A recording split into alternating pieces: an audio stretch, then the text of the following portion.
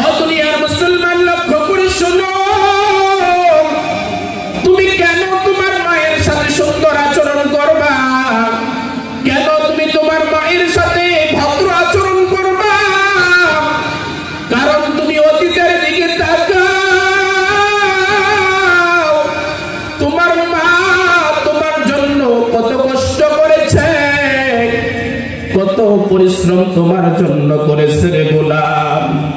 ও যুবক ভাই, তুমি তোমার মায়ের পরিশ্রমের দিকে তাকাও।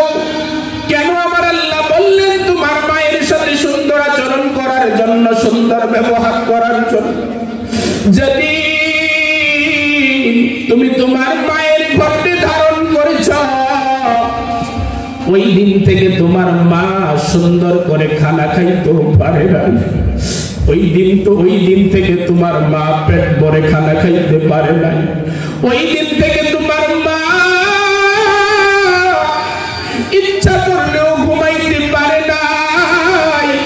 ওই দিন থেকে তোমার মা মনটা চাইলেও কোথাও বেড়াইতে জানতে পারে না রে বান্দা।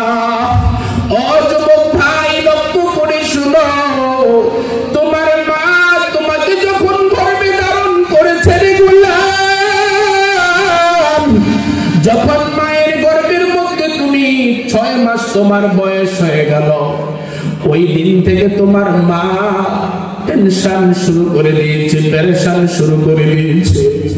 কবে জানি সন্তান দুনিয়ার জমিনে আগমন করে, কবে জানি সন্তান দুনিয়ার জমিনে ভূমিষ্ঠ হয়। এই টেনশনে, এই চিন্তায় তোমার মায়ের চেহারাটা মলিন হয়ে গেছে। ওই টেনশনে তোমার মায়ের চেহারাটা শুকিয়ে গেছে। ও দুনিয়ার সন্তান, শুনে নাও, শুনে নাও, তোমার মা যখন তোমাকে গর্ভে ধারণ করেছে রে গোলাম, যখন তোমার পাড়াপড়শির পরিবেশে দেখিয়া দিয়া যখন তোমার মা খানা খাইতে বসেছে, একসাথে খানা খাইতে বসার পরে যখন প্লেট সামনে নিয়েছে, প্লেট সামনে নেওয়ার পরে হঠাৎ করে তোমার মায়ের গর্ভে থাকা অবস্থায় তোমার মায়ের কলিজার মধ্যে তুমি লাথি দিয়ে ফেলেছো। মা খানার প্লেটটাকে আলাদা করে দিয়েছে, মা আর খাইতে পারে না। ও দুনিয়ার মুসলমান, ও যুবক ভাই, শোনো, শোনো রে, মাকে কত কষ্ট দিছি রে, কত কষ্ট দেওয়ার পরে দুনিয়ার জমিনে আগমন করলাম। পাড়া প্রতিবেশী মহিলারা জিজ্ঞাসা করে, তুমি খানা খাও না কেন? খানা খাইতে আর মন চায় না, আমার সন্তান আমার কলিজার মধ্যে লাথি দিয়েছে, আমি আর ব্যথা সহ্য করতে পারি নাই, আমি আর খানা খাইতে পারবো না।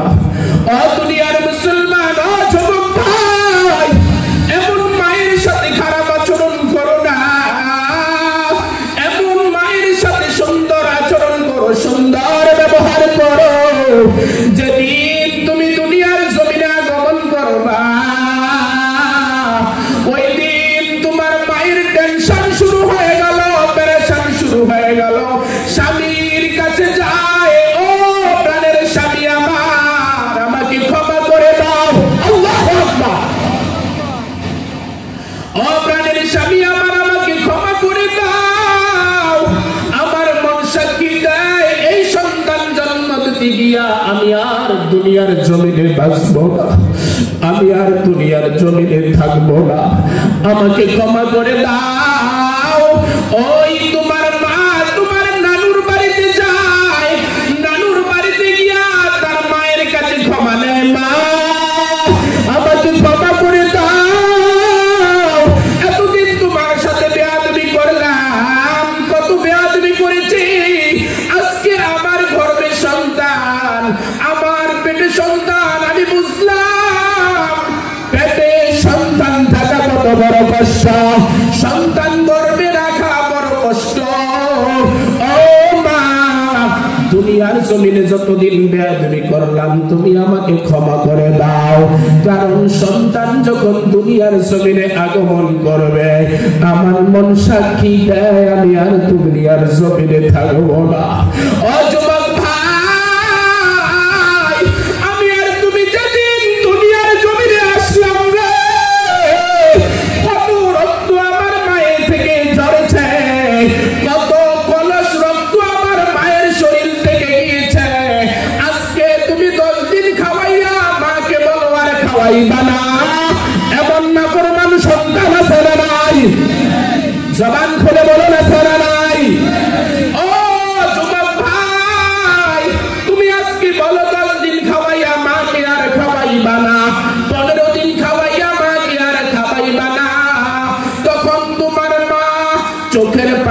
মুছে আর বলে, ও বাবা সন্তান, ও বাবা সন্তান, তুমি আজকে 10 দিন খাওয়াইয়া বলো আমাকে আর খাওয়াইবা না। 1 দিন নয়, 2 দিন নয়, আমি মা তোমাকে 10 মাস তোমাকে আমি গর্ভে ধারণ করেছি। আমি যখন তোমাকে গর্ভে ধারণ করলাম রে সন্তান, যত কষ্ট হয়েছে আমি মা কাউকে এগুলো বন্ধন করে দেই না, ঠিক কিনা? আমি মা কাউকে এই কষ্ট আমি বন্ধন করে দেই না। শুধু তাই নয়, তুমি যখন দুনিয়ার জমিনে আগমন করেছ, আমি মা জ্ঞান হারা হয়ে গেলাম। আমি মা সবার কাছ থেকে বিদায় নিয়ে চলে গেলাম। আমি বুঝতে পেরেছি আমি দুনিয়ার জমিনে আর বাঁচবো না, দুনিয়ার জমিনে আর থাকবো না। এই ভূমিষ্ঠ হবার কষ্ট আমি মা কাউকে বন্টন করে দেই না। শুধু তাই না, 1 দিন নয়, 2 দিন নয়, ও সন্তান, 10 তোমাকে 2 বছর আমি আমার বুকের দুধ পান করাইয়া তোমার জীবন আমি বাঁচাইলাম। আমি আমার বুকের দুধ পান করাইয়া তোমার জীবন আমি বাঁচাইলাম। আজকে তুমি আমাকে 10 দিন খাওয়াইয়া আর বলো তুমি আমাকে খাওয়াইবা না। তুমি আমাকে 15 দিন খাওয়াইয়া বলো আর খাওয়াইবা না। আমি যে 2 বছর তোমাকে আমার বুকের দুধ পান করাইয়া জীবন বাঁচালাম, এই কষ্টের বন্ধন তো আমি কাউকে দেই নাই, ঠিক কিনা? ও দুনিয়ার মুসলমান, শুধু তাই নয়, শুধু তাই নয় রে মুসলমান, 4 বছর 5 বছর যাবত আমাকে কত কষ্ট করাইয়া, কত মেহনত করাইয়া আমার পায়খানা প্রস্রাব পরিষ্কার করেছে। এই কষ্টের বন্ধন আমার মা তো কাউকে দেয় নাই।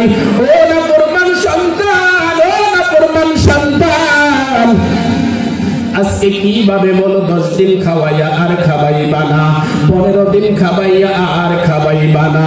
ও যুবক ভাই, আল্লাহকে সাক্ষী রেখে বলে যাও, আল্লাহকে সাক্ষী রেখে বলে যাও, দুনিয়ার জমিনে যতদিন বাঁচবা, দুনিয়ার জমিনে যতদিন থাকবা, বাবা মাকে কষ্ট দেব না, রাজি আছে মুসলমান? ও দুনিয়ার মুসলমান, দুনিয়ার জমিনে যতদিন থাকবা, দুনিয়ার জমিনে যতদিন বাঁচবা, বাবা মাকে কষ্ট দিবা না।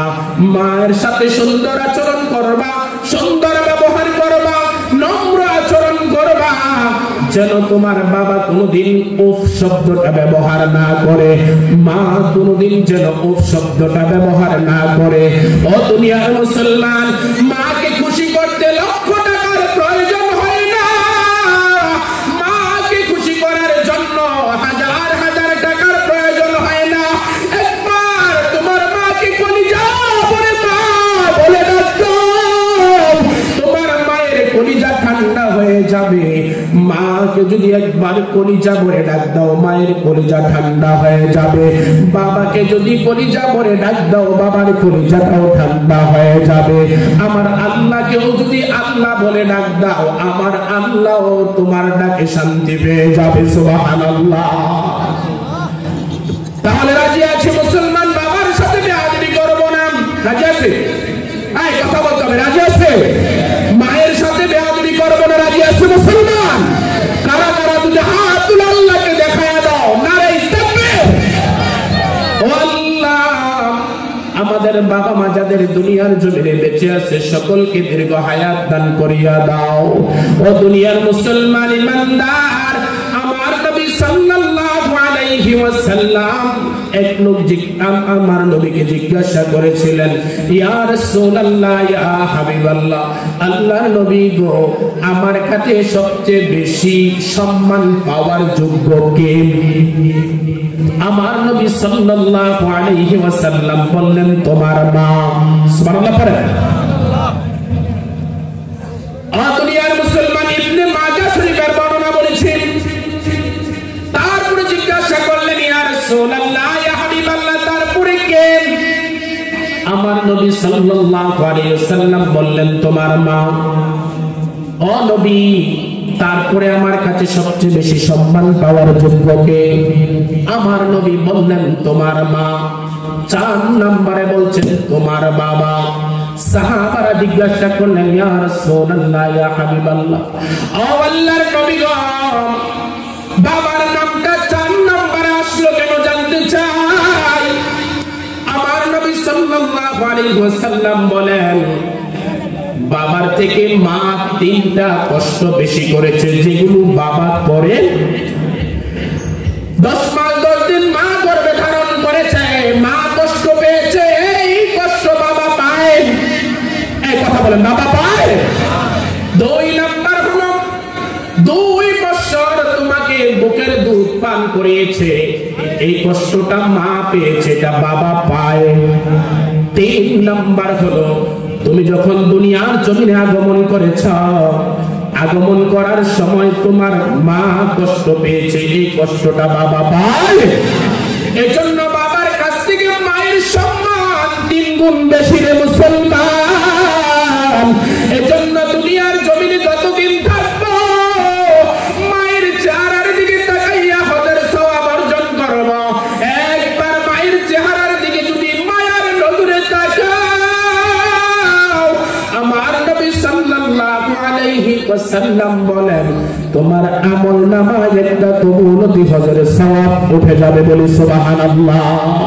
সাহাবারা প্রশ্ন করলেন, ইয়া রাসূলুল্লাহ, ইয়া হাবিবাল্লাহ, আল্লাহর নবী, আমি যদি আমার মায়ের চেহারার দিকে মায়ার নজরে দৈনিক 100বার তাকাই, আমার নবী ডাক দিয়া বললেন, শোনো শোনো শোনো, মায়ের চেহারার দিকে যদি মায়ের নজরে মহাব্বতের নজরে যদি 100 বার তাকাও, আমার নবী বলেন 100টা হজের সওয়াব তোমার আমলনামায় উঠে যাবে।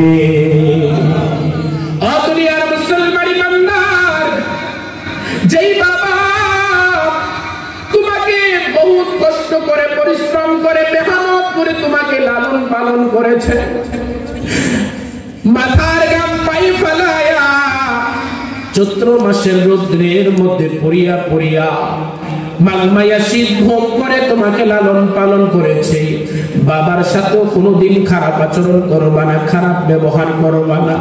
ও দুনিয়ার মুসলমান, লক্ষ্য করে শোনো, আমিও তো কুমিল্লার সন্তান, কুমিল্লা শহরের একটি বাস্তব ঘটনা বলছি রে বাবা। ও যুবক ভাই, কান কারা করে শোনো, একজন বৃদ্ধ বাবা, তার মাত্র একটা সন্তান। কয়টা? এই কথা বলতে হবে, কয়টা? একটা সন্তান। সব সময় পরিশ্রম করে রিক্সা চালাইয়া পড়াশোনা করিয়েছেন, স্কুল শেষ করেছে, কলেজ শেষ করেছে, তারপরে ঢাকা ইউনিভার্সিটিতে ভর্তি হয়ে গেছে। গ্রাম থেকে চলে গেছে, বাবা সব সময় রিক্সা দিয়া সন্তানকে দিয়ে আসতো। যখন ঢাকা চলে গেছে, ঢাকা চলে যাওয়ার পর পড়াশোনা যখন শেষ করে ফেলেছে, পড়াশোনা শেষ হয়ে যাওয়ার পরে একজন সুন্দরী নারীর সাথে তার সাক্ষাৎ, মেয়েকে পছন্দ করে বিবাহ করেছে, কিন্তু বাবাকে জানায় না, মাকেও জানায় না। ও দুনিয়ার মুসলমান শোনো, বাবাকেও জানাই নাই, মাকেও জানাই নাই, সন্তান ভালো অফিসে চাকরি হয়েছে, বাবা জানে না, মা জানে না। সুন্দরী নারী পেছনে পড়িয়া পড়িয়া বাবাকেও ভুলে যায়, মাকেও ভুলে যায়, গ্রামের মধ্যে আর যায় না। আর গ্রামের লোকেরা ঢাকার শহর থেকে যখন যায়, ঢাকার থেকে যাওয়ার পরে বাবা মাকে বলে, ও শুনেছ, ও মুখের বাপ শুনেছ, তোমার সন্তান ভালো চাকরি পেয়েছে, একজন বড় অফিসের ম্যানেজার, বড় পোস্টে চাকরি করে। এই কথা শুনিয়া বাবাও কান্না করে, মাও কান্না করে। যেই সন্তানকে কোলে পিঠে নিয়ে মানুষ করলাম, যেই সন্তানকে এত কষ্ট করে মানুষ করলাম, আর মানুষেরা আমাকে বলে আমার সন্তান চাকরি পেয়েছে, কিন্তু আমরা জানি না। দিনের পর দিন চলে যায়, মাসের পর মাস চলে যায়, বছরের পর বছর চলে যায়, নাফরমান সন্তান ওই সুন্দরীর নারীর পেছনে পড়িয়া আর আসে নাই। ঈদ চলে আসে, সন্তান বাড়িতে আসে নাই। কয়েকটি বছর যাওয়ার পরে মা আর সহ্য করতে পারে না, স্বামীকে ডাক্তার বলেন, প্রাণী আশা পারেন স্বামী আমার, আমি তো আর সহ্য করতে পারি না, সন্তান আমাকে ভুলে গেল, সন্তান তো আমাদের খোঁজ খবর আর নেয় না, তুমি সন্তানের খবর নাও, সন্তান কি অবস্থায় আছে আমার সন্তানের সাথে সাক্ষাৎ করো। আল্লাহু আকবার। তুমি সন্তানের সাথে সাক্ষাৎ করো, আমার মনটা চায় সন্তানের চেহারাটা একটু দেখার জন্য। বিবির কথা শুনিয়া স্বামী ঠিকানা নিয়ে যখন ডাকাতে গেলেন, ডাকাতে যাওয়ার পরে ওই অফিসের সামনে যখন গেলেন, যাইয়া দেখলেন অফিসের সামনে দারোয়ান, দারোয়ানকে বললেন আমি অমুকের সাথে সাক্ষাৎ করব। দারোয়ান ডাকতে বলেন, ও বাবা শুনো, আপনি যার নাম বলেছেন তিনি তো এই অফিসের বড় বস, তার সাথে এভাবে দেখা করার কোনো সুযোগ নাই, এভাবে সাক্ষাৎ করার কোনো সুযোগ নাই, আমি স্যারের কাছ থেকে পারমিশন আনতে হবে। দারোয়ান স্যারের কাছ থেকে পারমিশন আনার জন্য যখন যায়, যায় বললেন, ও স্যার, একটা বৃদ্ধ লোক এসেছে আপনার সাথে দেখা করার জন্য, আপনার সাথে সাক্ষাৎ করার জন্য এসেছে, কিন্তু দেখা যায় হয়তো গরিব মানুষ, দেখতে বোঝা যায় অসহায় মানুষ, দেখতে বোঝা যায় গ্রাম থেকে এসেছে। ওই নাফরমান সন্তান সিসি ক্যামেরার মধ্যে দিয়া দেখলেন গেটের সামনে দাঁড়ায় আছেন, এটা আর কেউ না, এটা হলেন তার জন্মদাতা পিতা। আল্লাহু আকবার। দেখলেন এটা তার জন্মদাতা পিতা, চিন্তায় পড়ে গেলেন, বাবার সাথে কি সাক্ষাৎ করব নাকি বাবার সাথে সাক্ষাৎ করব না? ও দুনিয়ার মুসলমান, শোনো শোনো শোনো, কারণ কোন সন্তান যদি বাবার সাথে বেয়াদবি করে, মায়ের সাথে যখন বেয়াদবি করে, তখন তার দিলটা বড় পাষাণ হয়ে যায়, দিলটা বড় কঠিন হয়ে যায়, কারণ তার ভিতরে আর কোনো আদব থাকে না, সে বেয়াদব হয়ে যায়। তখন ওই দারোয়ানকে মাত্র 500 টাকা দিয়া বলছে, তুমি যাও ওই লোকটাকে দিয়ে দাও, আমাকে দেখা করার মতো আমার সময় আমার কাছে নাই, সাক্ষাৎ করার মতো সুযোগ আমার কাছে নাই। ও দুনিয়ার মুসলমান, দারোয়ান গিয়া ওই লোকটাকে 500 টাকা যখন হাতে দিলেন আর বললেন, আমার বস বলেছে দেখা করার মতো সুযোগ নাই, সাক্ষাৎ করার মতো সুযোগ নাই, বৃদ্ধ লোকটা ডাক্তার বলে, বাবা না না, আমি ভিক্ষুকের জন্য আসি নাই, আমি যার সাথে সাক্ষাৎ করার জন্য এসেছি তিনি বলেন আমার সন্তান, আমি তার সাথে সাক্ষাৎ করার জন্য এসেছি। ও দুনিয়ার মুসলমান, দারোয়ান আশ্চর্য হয়ে গেলেন, খুব টেনশনের মধ্যে পড়ে গেলেন। ও বাবা, আপনি কি বললেন? বৃদ্ধ বাবা বলতেছে, আমার সন্তান আমাকে দেখে নাই, আমি যে আসছি সন্তান এটা শোনে নাই, যদি শুনতো সন্তান টাকা পাঠাইতো না, আমার কাছে আসতো।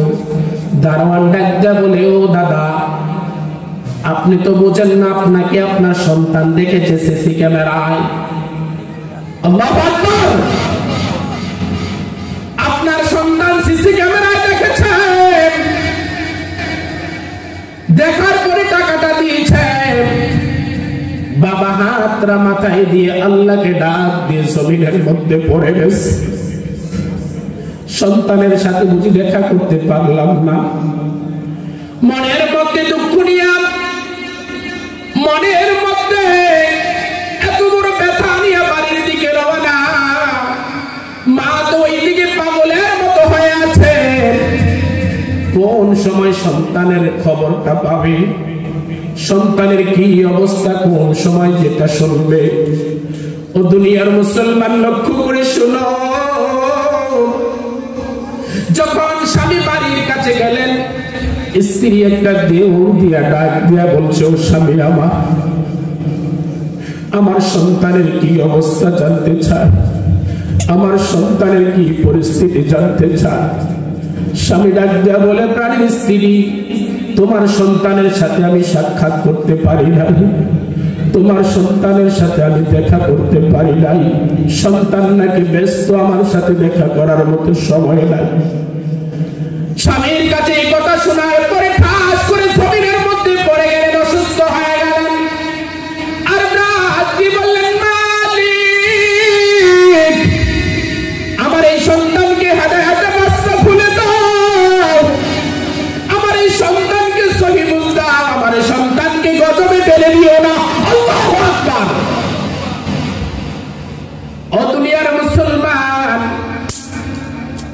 স্বামী এবং স্ত্রী দুজনেই কষ্টে জীবন যাপন করতেছেন। অসুস্থ হয়ে পড়ে গেলেন।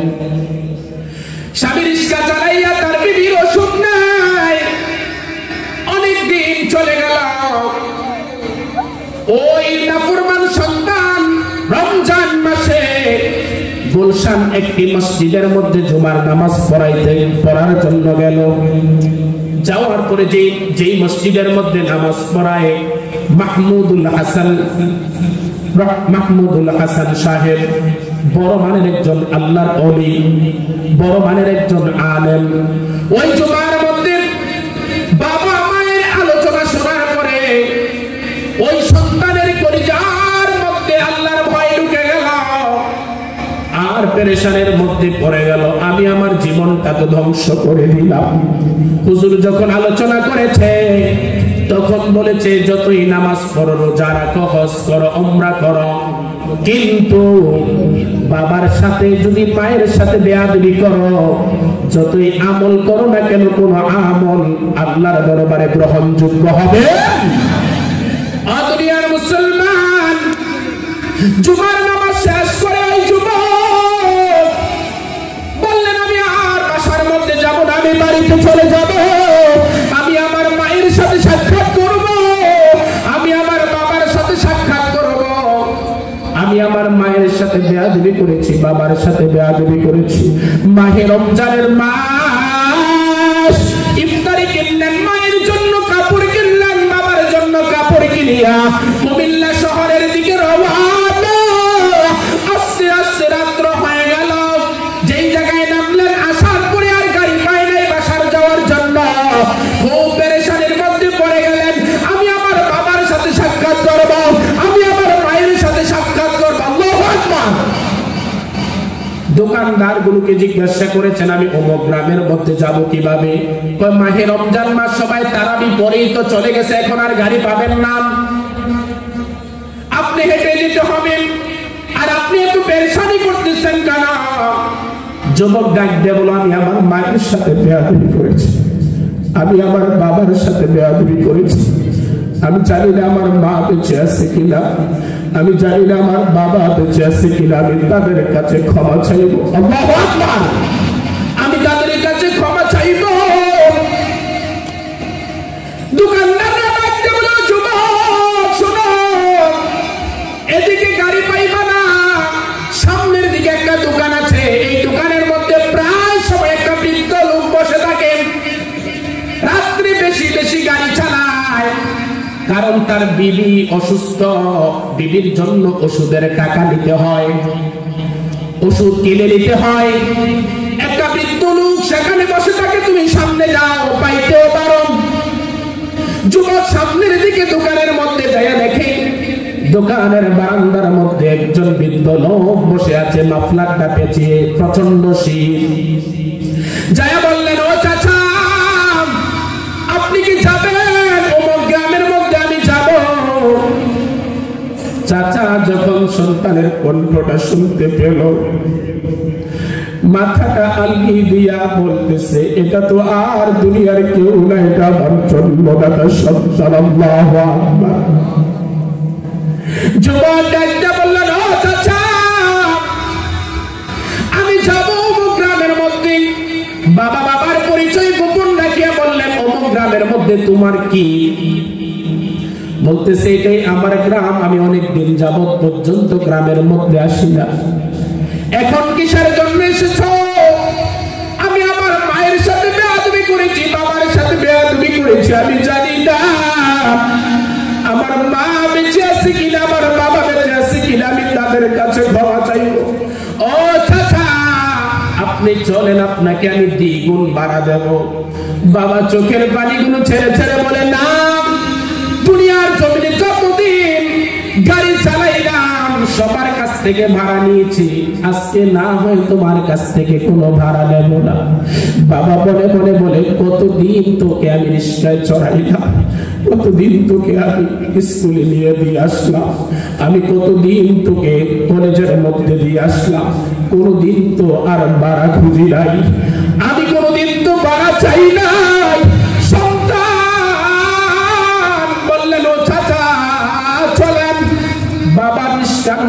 উঠিয়া সন্তান যখন বাড়ির মধ্যে রওনা হয়ে গেলেন, সামনে যাওয়ার পর বাবা যখন অসুস্থ হয়ে গেলেন, কষ্ট আর গাড়ি চালাইতে পারে না, সন্তানটা বলে, ও চাচা একটু তাড়াতাড়ি করেন, আমার মায়ের সাথে আমি দেখা করব, আমি আমার বাবার সাথে দেখা করব।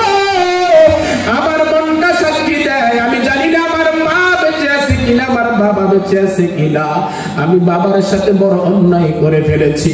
বাবা তো আর সহ্য করতে পারে নাই, মুখের মাফলারটা সরাইয়া বলে, আয় আয় আয় সন্তান, একবার চেহারার দিকে তাকাইয়া দেখ, এই বৃদ্ধ লোকটা তো দুনিয়ার আর কেউ না, যেই সন্তানের যেই লোকটার সাথে কথা বলতেছ, ইনি হলেন তোমার জন্মদাতা পিতা। আল্লাহু আকবার। ও দুনিয়ার মুসলমান ইমানদার, আমি আপনাকে কি বুঝাইতে চাইলাম রে বাবা, দুনিয়ার জমিনে যতদিন থাকবা বাবাকে ভুলতে পারবা না, বাবার পরিশ্রমের কথা বলতে পারবা না। আমি নিজেই কত প্রমাণ, আমি নিজেই বাস্তব। আমার বাবা কত কষ্ট করে মানুষের কাজ কাম করে আমাদেরকে পড়াশোনা করাইছে, কত কষ্ট করে মেহনত করে আমাদেরকে খরচ দিয়েছে, অথচ এখন হাজার হাজার টাকা ইনকাম করি রে মুসলমান, কিন্তু বাবা এখন নাই, বাবাকে একটা লুঙ্গি কিনে দেওয়ার মতন কোন অবস্থান নাই। এই জন্য দুনিয়ার জমিনে যতদিন থাকবা, বাবা যদি বেঁচে থাকে, মা যদি বেঁচে থাকে রে, ওয়াদা করে নাও, আল্লাহকে সাক্ষী রেখে ওয়াদা করে নাও, মায়ের সাথে বেয়াদবি করবে না, বাবার সাথে বেয়াদবি করবে না। ও যুবক শুনো, সুন্দরী বিবি পাইয়া, শ্বশুর শাশুড়ি পাইয়া বাবাকে ভুলে যেও না, মাকে ভুলে যেও না, কারণ তোমার বাবা তোমার জন্য অসংখ্য অগণিত পরিশ্রম করেছেন। আমার নবী সাল্লাল্লাহু আলাইহি ওয়াসাল্লাম বলেন, বিবির কথায় বাবা আমাকে গালি দেওয়া আলাদা করে দেওয়া জায়েজ নাই, কিন্তু বাবা মার কথায় বিবিকে তালাক দেওয়া পর্যন্ত জায়েজ। সুবহানাল্লাহ পড়েন না। কিন্তু উল্টা চলছে, এখন উল্টা চলছে, বিবির কথায় মাকে ঘর থেকে বের করে দেয়, বাবাকে ঘর থেকে বের করে দেয়। ও মা বোনেরা কান খাড়া করে শোনো, শ্বশুরের বিরুদ্ধে শাশুড়ির বিরুদ্ধে সন্তানকে খেপায়ও না, কারণ তুমি তোমার সন্তানটাকে যেভাবে লালন পালন করতেছ, তুমি না খাইয়া সন্তানটাকে খাওয়াইতেছ, তুমি না পরে সন্তানটাকে পড়াইতেছ, তুমি নিজে খরচ না করে সন্তানটার পেছনে খরচ করতেছ, একবারও কি চিন্তা করলে না আমার শাশুড়িও তো আমার সন্তানটাকে এভাবে লালন পালন করেছে, ঠিক না? ও দুনিয়ার মুসলমান, বাবার সাথে বেয়াদবি করবা না, মায়ের দোয়া নিবা, মায়ের দোয়া নিলে তুমি জান্নাতের মেহমান হয়ে যাইবা। সুবহানাল্লাহ। মুসা আলাইহিস সালাতু ওয়াস সালাম তুর পাহাড়ে আল্লাহর কাছে গিয়া বললেন, এ আল্লাহ, জান্নাতের মধ্যে আমার সাথী হবে, জান্নাতের মধ্যে আমার বন্ধু হবে, এই লোকটা কি এখনো দুনিয়ার জমিনে বেঁচে আছে কিনা? আমার আল্লাহ ডাকদা বললেন, ও মুসা, জান্নাতের বন্ধু দুনিয়ার জমিনে চাও, জান্নাতের সাথী দুনিয়ার জমিনে চাও, তুমি চলে যাও দামেস্কের শহরে, আলী বিন মুআফিক নামেও একজন গোশত বিক্রেতা, একজন কসাই তোমার সাথে জান্নাতে থাকবে, জান্নাতে তোমার বন্ধু হয়ে যাবে। আল্লাহু আকবার। মুসা আলাইহিস সালাতু ওয়াস সালাম খানা ছেড়ে দিলেন, ঘুম ছেড়ে দিলেন, জান্নাতি বন্ধু দুনিয়ার জমিনে পেয়ে গেছে। আল্লাহু আকবার। এটা সহজ কথা নয়। খানা ঘুম ছেড়ে দিয়ে দামেস্কের শহরের দিকে রওনা হলেন, যাইয়া দেখলেন একজন একবারে কালো বিশ্রী চেহারা একজন ব্যক্তি গোশত বিক্রি করতেছে,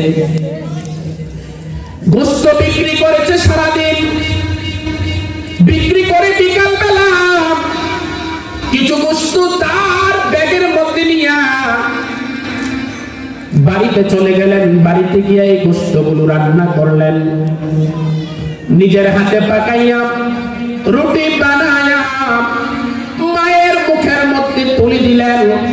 মুসা আলাইহিস সালাতু ওয়াস সালাম পেছনে দাঁড়াইয়া দাঁড়াইয়া এই অবস্থানগুলো দেখলেন আর চোখের পানিগুলো ছেড়ে ছেড়ে কান্না করেন। যখন ওই কষাই গোশতগুলো মায়ের মুখের মধ্যে তুলে দিলেন, তুলে দেওয়ার পরে তখন মা খাওয়ার পরে সন্তুষ্ট হইয়া দুইটা হাত উপরের দিকে উঠাইয়া কি যেন বললেন। মুসা আলাইহিস সালাতু ওয়াস সালাম নিজের চোখে দেখলেন। তিনি চিন্তা করলেন, কালো চেহারা, বিশ্রী চেহারা, চেহারার কোনো সৌন্দর্য নাই। নাম জিজ্ঞাসা করা হয়েছে, নামও ঠিক আছে। মুসা আলাইহিস সালাতু ওয়াস সালাম জিজ্ঞাসা করলেন, ও ভাই, ও কসাই, এই বৃদ্ধ মহিলাটাকে? কসাই বলতেছেন, হুজুর, এটা আর কেউ না, তিনি হলেন আমার গর্ভধারিণী মা। আমি দুনিয়ার জমিনে গরিব মানুষ, আমি সারাদিন গোশত বিক্রি করে আমি কসাই ব্যবসা করি। আমি আমার মাকে সেবা করতে পারি নাই, আমি আমার মন মতন আমার মাকে সেবা করতে পারি নাই, আমি আমার মায়ের খোঁজখবর নিতে পারি নাই। মুসা আলাইহিস সালাতু ওয়াস সালাম বললেন, তুমি যখন তোমার মায়ের মুখের মধ্যে গোশতগুলো দিলা, তুমি যখন খাওয়াইলা, মুখটা যখন মুছে দিলা, তখন তোমার মা দুইটা হাত উপরের দিকে উঠাইয়া কি যেন বলল। কসাই ডাক্তার বলেন, হুজুর, আমি যখন আমার মাকে খাওয়ালাম, খাওয়ানোর পরে আমার মা প্রতিদিন একটা কথাই সব সময় বলেন, আমার প্রতি সন্তুষ্ট হইয়া, রাজি খুশি হইয়া সব সময় বলে, আল্লাহ, আমার এই সন্তানকে এই জামানার নবী মুসার সাথে জান্নাত দিয়া দিও।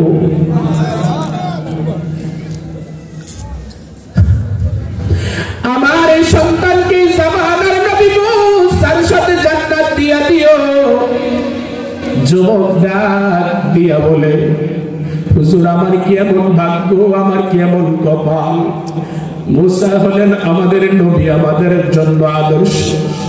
কিয়ামতের ময়দানে আমরা তার শাফায়াতের জন্য আসি। আমার মা সব সময় দোয়া করে, আমার কি এমন কপাল, নবীর সাথে আমি জান্নাতে থাকব। মুসা আলাইহিস সালাতু ওয়াস সালাম ডেকে বলেন, ও কসাই যুবক, শুনো শুনো শুনো, তোমার মায়ের দোয়া আমার আল্লাহ কবুল করে নিয়েছে। তুমি এখন যার সাথে দাঁড়াইয়া কথা বলো, তার তিনি হলেন আমার আল্লাহর পয়গম্বর মুসা। তুমি আমার সাথে জান্নাতে থাকবা, তুমি আমার সাথে জান্নাতের মেহমান হয়ে যাইবা, তুমি আমার সাথে জান্নাতি বন্ধু হয়ে যাইবা। ও দুনিয়ার মুসলমান, এজন্য যতদিন দুনিয়ার জমিনে থাকবা, মায়ের সাথে বেয়াদবি করবা না, বাবার সাথে বেয়াদবি করবা না।